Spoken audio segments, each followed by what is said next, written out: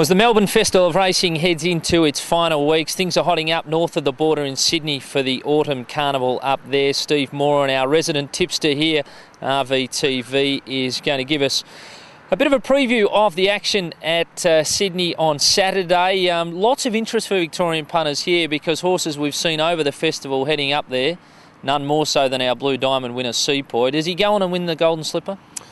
Well, good question, isn't it? He runs in the Todman, of course, on the weekend, and that's the key point you make. We've got terrific interest in horses, not only Victorian trained, but those we've seen in recent weeks. How strong will this form hold up? Seapoy has been completely dominant. You wonder about a young horse maintaining through another preparation towards a slipper. Mind you, of course, we've only got to go back 12 months to Crystal Lily, beaten in a diamond and went on to take the slipper. Look, at the moment, he looks invincible to me. I haven't seen a two-year-old looming as a likely challenger to him. Small field Saturday, little interest with John McArdle having a shy at the stumps with Kid Kobe, who was very good at Flemington on debut. But at this stage, Seapoy does look to have their measure. More joyous we saw down here at her brilliant best in the Futurity, holding off Who Got You. That form looks good again now. She just has to win on the weekend. You would think so. Again, only very few rivals. Her two performances this time in have been terrific. They bypass the Kilmore here and have a crack at this race, but again, you've probably got to use the same word.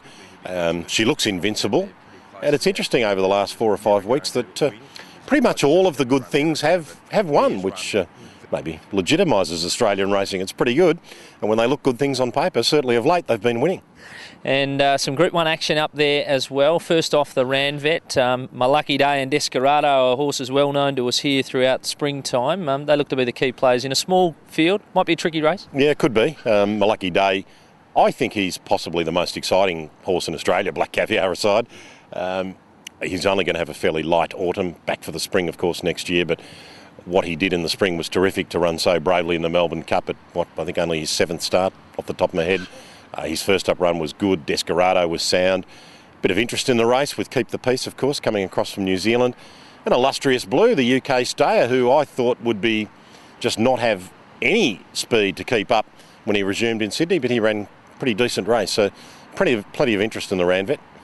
And, of course, the Coolmore Classic for the mares. Lots of Victorian interest here. Aloha and Miss Gay Flyer both head up with good form on the board. Can we come back with a victory? I think it's a realistic hope, particularly with Aloha. A little hard to assess Miss Gay Flyer going to this distance range for the first time, but she's come back better than ever, and you finish up with egg on face and doing your money if you start potting too many Moody Nolan runners. But Aloha looks to be better credentialed.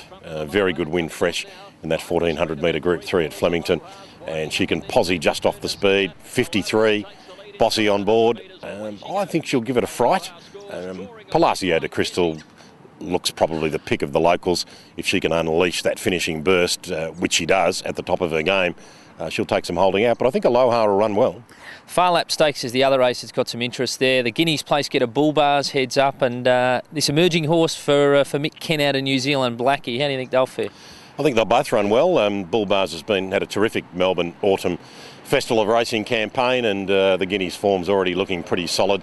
And Blackie just looks a very good emerging horse, and I think this is the right sort of race to have a crack at the black type. They'll both be very competitive. Yeah, it's going to be a big weekend, no doubt about that. The Sydney Autumn Carnival really kicking into stride here, and lots of Victorian interest there. So we hope you enjoy the action, and hopefully we can bring some prize money back south of the border.